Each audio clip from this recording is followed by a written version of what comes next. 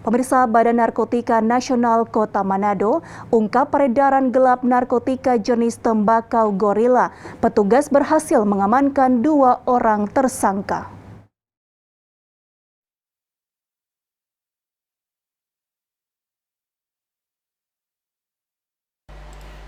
Demi memberantas peredaran gelap narkoba di Kota Manado, BNN Kota Manado berhasil mengungkap kasus kepemilikan narkotika golongan 1 jenis tembakau gorila di Kelurahan Sindulang 1, Kecamatan Tuminting.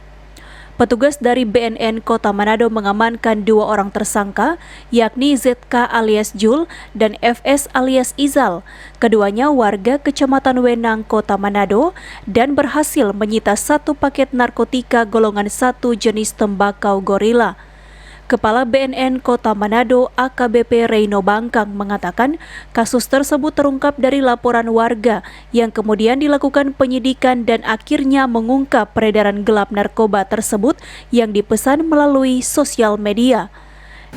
Setelah yang kami interogasi dan yang bersangkutan mengaku atau menyampaikan bahwa memang dia yang memberikan uang, kemudian melalui salah satu saksi yang namanya ia mentransfer melalui penawaran dari Instagram, kemudian transfer dari salah satu bank, dan selang beberapa hari kemudian barang itu datang. Sementara itu, Kepala BNN Provinsi Sulawesi Utara Brigjen Polisi Victor Lasut menambahkan modus operasi para tersangka merupakan baru dengan menggunakan sosial media serta kode khusus yang hanya diketahui oleh mereka untuk melakukan proses jual beli barang haram tersebut. Dan modus operandi mereka adalah menggunakan media sosial untuk memesan barang. Dan ada kode-kode khusus apabila barang itu sudah dikirim.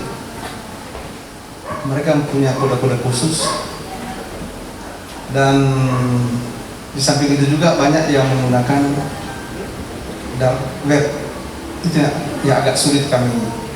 Susah saja, agak sulit bukan berarti kami tidak bisa ungkap. Memang jalannya berliku-liku bisa kami ungkap juga. Dan sampai dengan bulan ini atau bulan lalu pengungkapan jaringan cukup tinggi memang, baik dari BNNP dan jajaran BNNK, juga dari Polda dan jajaran Polda Sulut.